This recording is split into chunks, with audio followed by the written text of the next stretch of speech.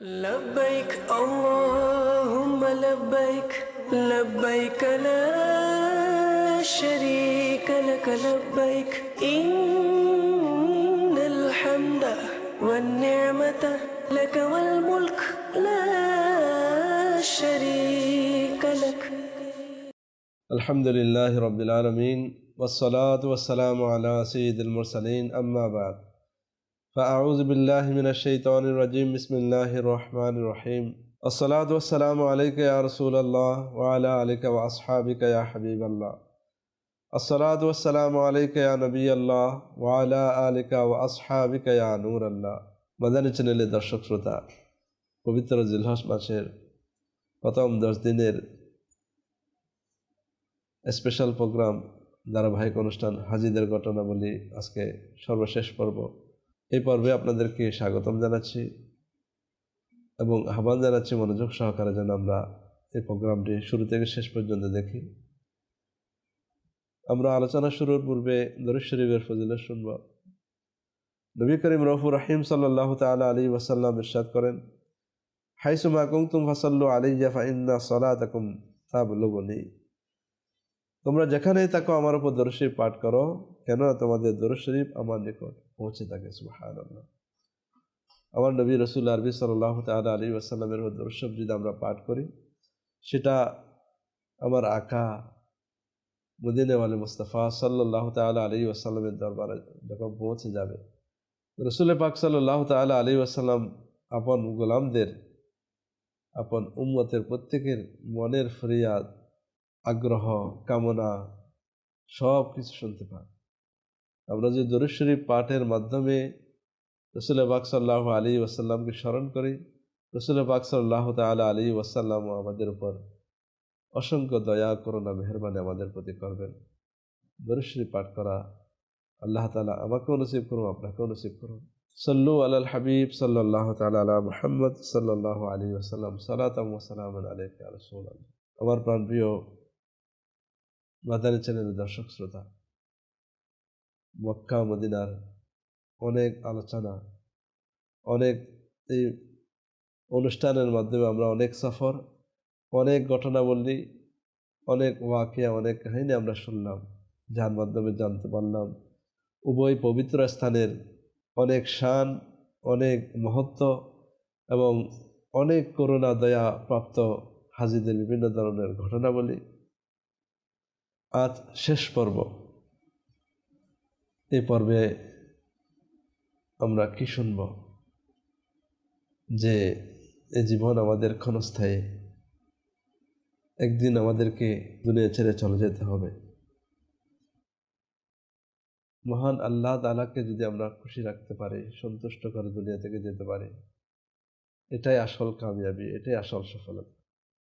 আর সেই সফলতা নির্ভর করে রাসূল করিম রউফুর রহিম সাল্লাল্লাহু তাআলা আলাইহি ওয়াসাল্লামের আদর্শকে যদি কেউ ধারণ করে, ওনার মহব্বত ভালোবাসা অন্তরে রেখে যদি ওনার সুন্নাত মোতাবেক জীবনকে পরিচালনা করার ক্ষেত্রে সফলকাম হয়ে যায়, সেই পবিত্র, সেই প্রকৃতপক্ষে সেই সফলকাম, সেই কামিয়াব।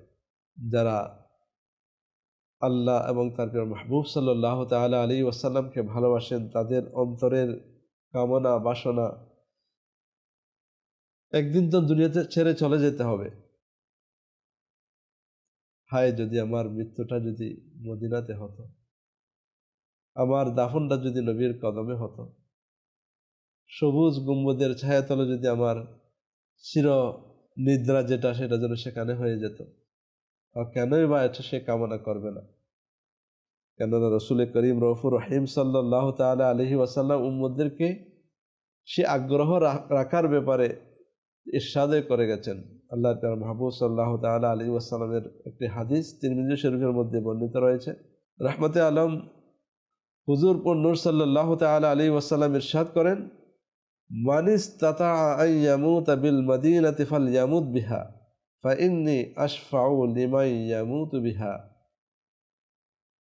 যে ব্যক্তি মদিনা শরীফে মৃত্যু বরণ করতে পারে, সে যেন সেখানেই মৃত্যুবরণ করে। রাসূল পাক সাল্লাল্লাহু আলাইহি ওয়াসাল্লাম উম্মতকে তালিম দিচ্ছেন যার সম্ভব হয় যে সে যেন মদিনাতেই মৃত্যুবরণ করে। যে ব্যক্তি মদিনা শরীফে মৃত্যুবরণ করতে পারে সে যেন সেখানেই মৃত্যুবরণ করে। কেননা আমি মদিনার মধ্যে যে মৃত্যুবরণ করবে সেই মৃত্যুবরণকারীদের জন্য শাফাআত করব। সুবহানাল্লাহ। সুবহানাল্লাহ। প্রসিদ্ধ মুফাসসির হাকিমুল উম্মত হযরত মুফতি আহমদ ইয়ার খান নাইমি রাহমাতুল্লাহ তাআলা আলাইহি বলেন, এই সুসংবাদ ও হেদায়েতটি সকল মুসলমানের জন্য প্রযোজ্য, শুধুমাত্র মুহাজির যারা রয়েছেন তাদের জন্য নয়। অর্থাৎ যেসব মুসলমানদের নিয়ত থাকবে মদিনা শরীফে মৃত্যুবরণ করার, সে যেন চেষ্টাও করে সেখানে মৃত্যুবরণের জন্য, যদি আল্লাহ তাআলা নসিব করে সেখানে অবস্থান করুন। বিশেষ করে বৃদ্ধ অবস্থায় যদি বিনা প্রয়োজনে মদিনা শরীফের বাইরে যাওয়ার কোনো প্রয়োজন না হয় সেখানেই থাকা। যেমন ইমাম মালিক রহমতুল্লাহ তাআলা আলাইহি, ওনার কথা আমরা আগের পর্বও শুনেছি। মদিনা শরীফের আদব, মোহব্বত, ভক্তি, ভালোবাসা ওনার কেমন ছিল। মদিনা শরীফের জুতা পরিধান করতেন না, মদিনা শরীফের মধ্যে ঘোড়ার উপর আরোহণ করতেন না। মদিনা শরীফের ওনার এমনও ছিল, মদিনা শরীফের সীমানা যতটুকু ছিল ওই জায়গার মধ্যে উনির প্রাকৃতিক হাজত যেটা, অর্থাৎ পায়খানা প্রস্রাব করা যেটা, ওইটা ওই এলাকার সীমার মধ্যে করতেন, ওই বাইরে গিয়ে করতেন। এবং উনি মদিনা শরীফ থেকে বিনা প্রয়োজনে কখনো বের হতেন না। কেন বের হতেন না? উনার আকাঙ্ক্ষা ছিল যেন মদিনাতে ওনার মৃত্যু হোক, যে আমি যদি বাইরে চলে যাই, আমার জীবনের শেষ মুহূর্ত চলে আসে, আমি যদি মদিনার বাইরে আমার মৃত্যু হয় তখন আমার কি হবে। এজন্য উনি মদিনা শরীফ থেকে বিনা কারণে কখনো বের হতেন না। হযরত ওমর রাদিয়াল্লাহু তাআলা আনহু আল্লাহ তাআলার দরবারে দোয়া করতেন, আল্লাহর রাস্তায় যেন শাহাদাত বরণ করেন এবং মদিনা শরীফে যেন মৃত্যু নসিব হয়। একজন খোলাফায়ে রাশিদিনের অন্যতম, ইসলামের দ্বিতীয় খলিফা ওমর রাদিয়াল্লাহু তাআলা আনহু, উনি আল্লাহ তাআলার দরবারে মদিনার মৃত্যুর জন্য দোয়া করেছেন। ইমাম মালিক রহমতুল্লাহ তাআলা আলাইহি, উনি মদিনায় মুনাওয়ারার মধ্যে ইন্তেকাল করেছেন। হযরত সাইয়েদনা ইমাম মালিক রহমতুল্লাহ তাআলা আলাইহির ওফাত হয়েছিল 179 হিজরির সফর বা রবিউল আউয়াল মাসের 10, 11 কি 14 তারিখে। অর্থাৎ বিভিন্ন মন্তব্য রয়েছে, বিভিন্ন মত রয়েছে যে মদিনা শরীফের মধ্যে হয়েছিল, জান্নাতুল বকিতে ওনার দাফন হয়েছে। ওফাতের সময় রাসূল পাক সাল্লাল্লাহু তাআলা আলাইহি ওয়া আলিহি ওয়াসাল্লামের সবচেয়ে প্রিয় কাজটি করে করে দুনিয়া থেকে বিদায় নিয়েছেন। প্রশ্ন আসতে পারে, আল্লাহর প্যারা মাহবুব সাল্লাল্লাহু আলাইহি ওয়াসাল্লাম সবচেয়ে বেশি যেটা পছন্দ করতে সেটা আর কি হবে? হ্যাঁ, এটা আমাদের জানা উচিত। কারণ যেটা মাহবুব পছন্দ করে, যেটা আল্লাহর হাবিব সাল্লাল্লাহু তাআলা আলাইহি ওয়াসাল্লাম পছন্দ করেন, সেটা যদি আমরা করতে পারি, আমার নবী যদি আমার উপর রাজি হয়ে যায়, আমার আকা যদি আমাদের উপর রাজি হয়ে যায়, তাহলে আমাদের তো বেড়া পার, আমাদের মুক্তি অবশ্যই, আমরা জান্নাতের অধিকারী এবং আল্লাহ তাআলার বিশেষ রহমত আমাদের উপর আসবে। আর ওই রহমত পাওয়ার জন্য নবী রাসূল আরবি সাল্লাল্লাহু তাআলা আলাইহি ওয়া আলিহি ওয়াসাল্লাম যে কাজ, যে আমল পছন্দ করতেন, এটা আমাদেরকে সবচেয়ে যেটা পছন্দ করে সেটা আমাদেরকে বেছে নেওয়া উচিত। তো এই কাজটি কি? সে কাজটি হচ্ছে নেকির দাওয়াত দেওয়া, মানুষকে গুনাহ থেকে বারণ করা। নেকির দাওয়াত যাকে বলা হয়, ইমাম মালিক রহমতুল্লাহ তাআলা আলাইহি, উনি আদব, এহতেরাম, নবী করিম সাল্লাল্লাহু আলাইহি ওয়াসাল্লাম মোহাম্মদ, ভালোবাসা, অনেক কার্যক্রম ওনার আমলের মাধ্যমে উনি প্রকাশ করেছেন। যে জুতা না পরে সেটাও একটা ওনার প্রেমের পরিচয় দিয়েছেন। উনি কোনো আরোহণের মধ্যে না চড়ে সেটাও প্রেমের পরিচয় দিয়েছেন। উনি মদিনা শরীফের বাইরে গিয়ে নিজের প্রাকৃতিক হাজত সেরেছে, সেটাও একটা প্রেমের পরিচয়। উনি মদিনা শরীফ থেকে বের না হওয়া বিনা কারণে, সেটাও একটা প্রেমের পরিচয়। কিন্তু জীবনের শেষ মুহূর্তে ওই কাজটি করে গিয়েছেন যেটা আমাকে আপনাকে করা উচিত, সেটা হচ্ছে নেকির দাওয়াত। উনি সে কাজটি করতে করতে দুনিয়া থেকে গিয়েছেন। তো হযরত সাইয়েদনা ইয়াহইয়া বিন ইয়াহইয়া মাসমুদি রহমতুল্লাহ তাআলা আলাইহি বলেন, সাইয়েদনা ইমাম মালিক রহমতুল্লাহ তাআলা আলাইহি বর্ণনা করেন, হযরত সাইয়েদনা রবিয়া বলেন, আমার দৃষ্টিতে কোনো ব্যক্তিকে নামাজের মাসআলা বলা পৃথিবীর সমস্ত ধন সম্পদ সৎকা করার চেয়ে উত্তম, এবং কোনো ব্যক্তির দ্বীনি সমস্যা দূরীভূত করা 100 হজ করার চেয়ে উত্তম। হজের জন্য আমরা হাজী সাহেবের ঘটনা এগুলি শুনতেছি যে হজ কত কষ্ট, কত টাকা পয়সা খরচ, কত পরিশ্রম হয়, কিন্তু কারো যদি আমরা কোনো দ্বীনি সমস্যা মানে কেউ কোনো মাসালার মধ্যে আটকে গেল, কোনো শরীর মাসালা সে জানতেছে না, তাকে আমি সেই মশালাটা বলে দিলাম, বা মুফতি সাহেব থেকে সেই মশালাটা আমি জিজ্ঞেস করে তাকে এই মশালাটা বলে দিলাম, এই দ্বীনি সমস্যা যেটা, এই ধরনের কোনো দ্বীনি সমস্যা কেউ পড়লো, সেটা যদি কেউ দূরীভূত করে 100 হজের চেয়েও সেটা উত্তম বলা হচ্ছে। এমনকি সৈয়দনা ইবনে শিহাব জুহরি রহমতুল্লাহ তাআলা বরাত দিয়ে বলেন যে, তিনি বলেন, আমার দৃষ্টিতে কোনো ব্যক্তিকে দ্বীনি পরামর্শ প্রদান করা 100টি ধর্মীয় যুদ্ধ, অর্থাৎ যেটাকে জেহাদ বলা হয়, ধর্মীয় যুদ্ধে অর্থাৎ জেহাদের করার চেয়েও এটা উত্তম। হযরত সৈয়দনা ইয়াহইয়া বিন ইয়াহইয়া রহমতুল্লাহ বলেন, এই কথাগুলো বলার পর সৈয়দনা ইমাম মালিক রহমতুল্লাহ তাআলা আলাইহি আর কোনো কথাই বলেননি। এরপর নিজের প্রাণকে দয়ালু আল্লাহ রহমান রহিমের দরবারে সমর্পণ করে দিলেন, অর্থাৎ ইন্তেকাল করলেন। আল্লাহ তাআলার রহমত তার উপর বর্ষিত হোক এবং তার সদকে আমাদের বিনা হিসাবে ক্ষমা হোক, মাগফিরাত হোক। যে ইমাম মালিক রহমতুল্লাহ তাআলা সত্যিকার অর্থে কেমন আশিক রসুল ছিলেন, এবং মদিনা শরীফে মোহাব্বতে সেখানে জীবন কাটিয়ে আল্লাহর মাহবুব সাল্লাল্লাহু আলাইহি ওয়াসাল্লামের পছন্দনীয় কাজ নেকির দাওয়াত দিতে দুনিয়া থেকে গিয়েছেন। আমার মাদানী চ্যানেল দর্শক শ্রোতা, আলহামদুলিল্লাহ, দাওয়াতে ইসলামী আপনাকে আশিক রসুল বানাতে চায়। ইশকে রসুল শুধু জবান দিয়ে আমরা বললাম সেটা তো ইশকে রসুল নয়। আজ রসুল পাক সাল্লাল্লাহু তাআলা আলাইহি ওয়াসাল্লামের শান মানের মধ্যে আঘাত করছে, আমরা পুরো দুনিয়ার মানুষ কিভাবে সেটা প্রকাশ করেছি। কিন্তু আমার প্রাণপ্রিয় ইসলামী ভাইয়েরা এবং মাদানী চ্যানেল দর্শক শ্রোতা, এটা কি দুদিনের এই প্রতিবাদ, এই আমাদের জজবাগুলি শুধু 2 দিনের জন্য? রসুল পাক সাল্লাল্লাহু আলাইহি ওয়াসাল্লামের পয়গামকে, সুন্নতের পয়গামকে মানুষের নিকট পৌঁছানো, ওনার আদর্শকে সমাজের মধ্যে বাস্তবায়ন করানো, এটা কি আমাদের দৈনন্দিন কাজে পরিণত করা, এটা কি ইশকে রসুলের পরিচয় নয়?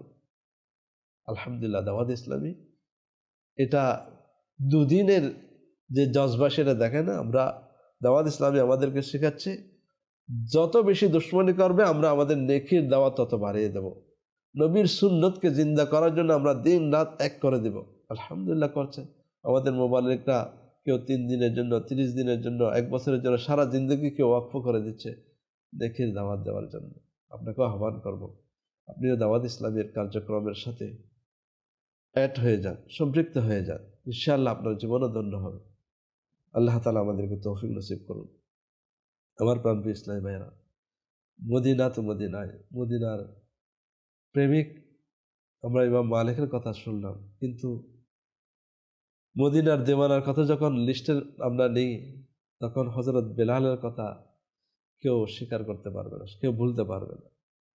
উনি এমন আশিক রসুল ছিলেন, নবী করিম সাল্লাল্লাহু আলাইহি ওয়াসাল্লামের সঙ্গে যার পুরো জীবন, যিনি মসজিদে নববীর মুয়াজ্জিন ছিলেন, কিন্তু নবী করিম সাল্লাল্লাহু আলাইহি ওয়াসাল্লাম দুনিয়া থেকে পর্দা করার পর, দুনিয়া থেকে বিদায় নেওয়ার পর উনি আর নিজেকে ধরে রাখতে পারেনি। আমি আজান দিব, আমি এখানে থাকবো, আর রাসূল পাক সাল্লাল্লাহু আলাইহি ওয়াসাল্লামের দিদার হবে না, আমি দেখবো না, সেটা কখনো হতে পারে না। উনি নিজেকে সেখানে আর রাখলেন না। উনি সেখান থেকে হিজরত করে সিরিয়ার দারিয়া নামক স্থানে নিজে চলে গেলেন, সেখানে বসবাস শুরু করে দিলেন। আল্লাহর প্যারা মাহবুব সাল্লাল্লাহু তাআলা আলাইহি ওয়া আলিহি ওয়াসাল্লাম যারা রসুলকে ভালোবাসেন, রসুলের খিদমতের জন্য জীবনকে বিসর্জন দেন, তাদেরকে কত দয়া করেন, তাদের কত মায়া করেন। কিছুদিন অতিবাহিত হলে একদিন রাতে রসুল পাক সাল্লাল্লাহু তাআলা আলাইহি ওয়াসাল্লাম হযরত বেলাল রাদিয়াল্লাহু তাআলা আনহুর স্বপ্নে তশরিফ আনলেন, অর্থাৎ বেলাল রাদিয়াল্লাহু তাআলা আনহু জিয়ারতে মুস্তাফা সাল্লাল্লাহু আলাইহি ওয়াসাল্লাম নসিব হয়ে গেল। জিয়ারত দিয়ে নবী করিম সাল্লাল্লাহু তাআলা আলাইহি ওয়াসাল্লাম ইরশাদ করছেন, নুরানি টুট মোবারক নড়ে উঠল, দয়া ও ভালোবাসার ফুল বর্ষণ হতে লাগলো। শব্দগুলো প্রায় এরূপই ছিল, মা হাজিহিল জাফওয়া ইয়া বেলাল, মা হাজিহিল জাফওয়া ইয়া বেলাল, হে বেলাল এটা কেমন জুলুম। সে সময় কি এখনো হয়নি যে তুমি আমার জিয়ারতে উপস্থিত হবে?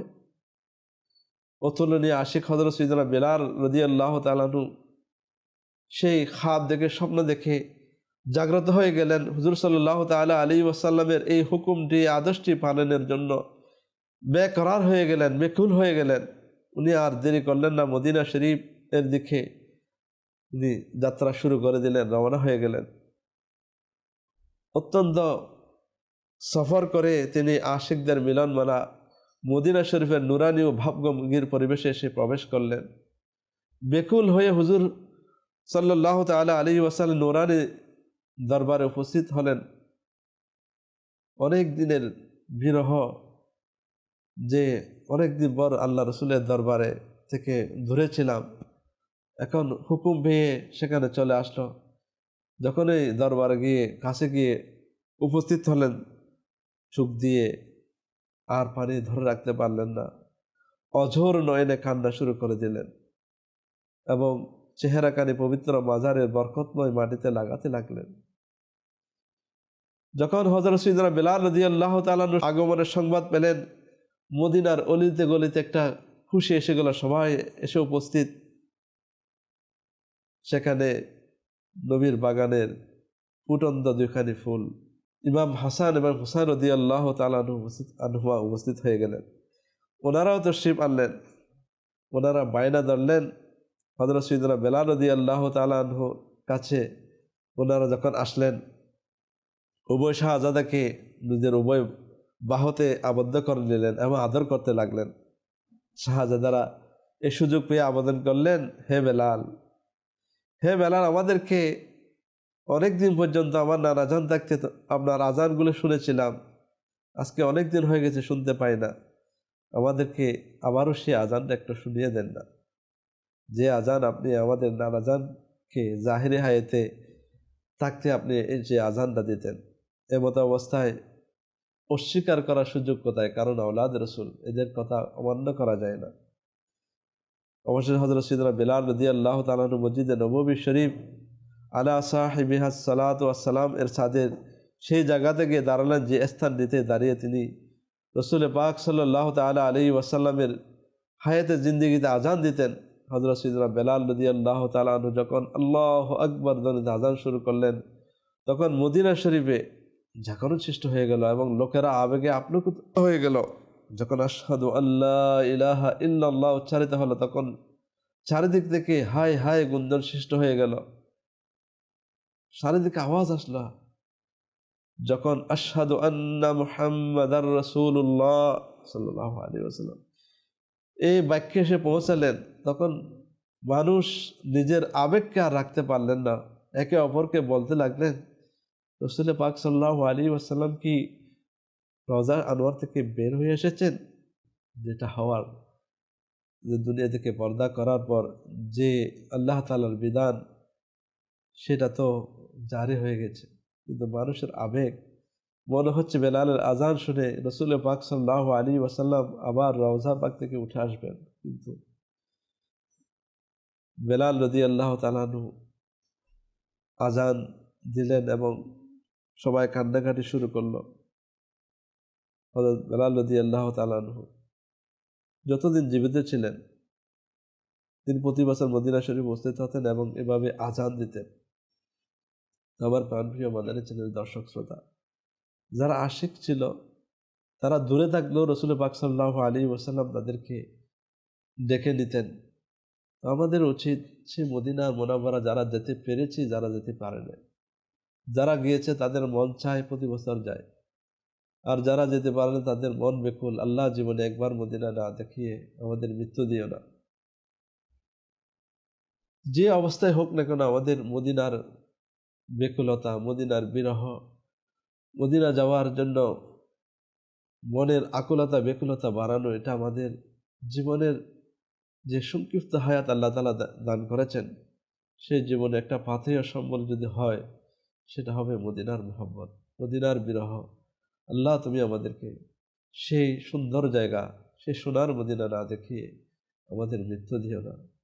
এবং সেই সোনার মদিনার বেকুলতা নিয়ে যদি আমরা দুনিয়া থেকে যেতে পারি, এবং সাথে সাথে অন্তরের মধ্যে আগ্রহ, যেটা রাসূল পাক সাল্লাল্লাহু আলাইহি ওয়াসাল্লাম আমাদেরকে হুকুম দিয়েছেন যে সম্ভব হলে মদিনায় মৃত্যুবরণ করো। আলহামদুলিল্লাহ, অনেকের জীবনে এরকম ঘটেছে। অনেকে দেখা যায় জাহিরিভাবে তেমন ইশকে রসুলের কোনো বহি প্রকাশ নয়, আল্লাহ তাআলা যাকে যেভাবে কবুল করেন। আমি একজন ভাইকে এভাবে জানি, সে তেমন নেককার পরহেজগার, সেরকম কোনো আলামত বা চিহ্ন ছিল না, কিন্তু অসুস্থ হয়ে পড়েছিলেন। উনি বললেন, আমি আল্লাহ তাআলার ঘর দেখে আসবো এবং মদিনা মুনাওয়ারা আমার রসুলের দরবার হাজিরে দেব। অনেক চিকিৎসা করার পর ওনার শেষ আগ্রহ এতটুকুই যে আমি মক্কা মদিনা দেখব। উনি মক্কা শরীফের উমরা করে যখন মদিনায় গেলেন, ওনার ফ্লাইট হবে, যেদিন ফ্লাইট হবে উনি কাফেলার যে মালিক ছিল ওনাকে বললেন, আমার 2-1 দিন একটু বাড়িয়ে দেন, আর 2 দিন একটু মদিনায় থাকি, একটু প্লিজ। অনেক কান্না করে বলে, আমার 2 দিন আর মদিনায় থাকার জন্য ব্যবস্থা করে দেন। তার আকুতি দেখে কাফেলার মালিক বললেন, ঠিক আছে। অনেক চেষ্টা করে 2 দিন বাড়ানো হলো। তো আল্লাহ তাআলার দয়া তার উপর কেমন, সে 2 দিনের আগে ফ্লাইট যেদিন করা হয়েছে এর আগের দিন এই মদিনা মুনাওয়ারা তার মৃত্যু হয়ে গিয়েছে এবং জান্নাতুল বাকিতে তার দাফন। সুবহানাল্লাহ। এরকম অনেক সৌভাগ্যের মানুষ আছে। আল্লাহ তাআলা কাছে দোয়া, আমাকে আপনাকে, আমরা সবাই আল্লাহ তাআলার দরবারে ফরিয়াদ করি, আল্লাহ তুমি আমাদেরকে মদিনায় মৃত্যু দাও এবং জান্নাতুল বাকিতে দুগত জায়গা আমাদের জন্য রাখিও, যেখানে মৃত্যুবরণ করলে আমরা এত বড় গুনাহগার, নাজাত পাবো, জান্নাত পাবো, এরকম কোনো আমল নাই, শুধু গুনাহ ছাড়া গুনাহ। আমল দিকে দেখে জাহান্নাম ছাড়া কিছুই দেখি না। যেখানে মৃত্যু হলে নবী করিম সাল্লাল্লাহু আলাইহি ওয়াসাল্লামের শাফাআতের সুসংবাদ রয়েছে, আমাদের মৃত্যুটা যদি সেখানে হয়। আল্লাহ তাআলা সেই আগ্রহ, সেই বকুলতা আমাদেরকে দান করুন। এই 10 দিন আপনাদের সাথে ছিলাম এই পর্বগুলো নিয়ে। আল্লাহ তাআলা আমাদের আলোচনা করা, শোনা সবগুলোকে আল্লাহ তাআলা কবুল করুন এবং সেই পবিত্র 2টি জায়গা, সেই 2 জায়গার মহব্বত আমাদের অন্তরে এমনভাবে দান করুন যেন কেউ কখনো ছোটাতে না পারে। বরঞ্চ আল্লাহর কাছে দোয়া করব যে শুধু মহব্বত নিয়ে বেঁচে থাকবো না, আল্লাহ এবং রসুল যা পছন্দ করে সেটা যেন আমরা করতে পারি, আল্লাহ তাআলা যেন আমাদের জীবনে সেটা বাস্তবায়ন করে, আল্লাহ তাআলার কাছে এই দোয়াও করব। আল্লাহ তাআলা আমাদের শোনা, আমাদের বলা, আমাদের সমস্ত আমল মধ্যে ইখলাস নসিব করুক এবং সবগুলো আল্লাহ তাআলা কবুলিয়তের মর্যাদা দান করুক। রসুল পাক সাল্লাল্লাহু তাআলা আলাইহি ওয়াসাল্লামের খাস নজরের এনায়েত আমাদেরকে নসিব করুক। আমিন বিজাহি নবিল আমিন সাল্লাল্লাহু তাআলা আলাইহি ওয়াসাল্লাম। সাল্লু আলাল হাবিব সাল্লাল্লাহু তাআলা আলা মুহাম্মদ সাল্লাল্লাহু আলাইহি ওয়াসাল্লাম। সালাতাম ওয়া সালামান আলাইকা ইয়া রাসূলুল্লাহ। لبيك اللهم لبيك لبيك لا شريك لك لبيك إن الحمد والنعمة لك والملك لا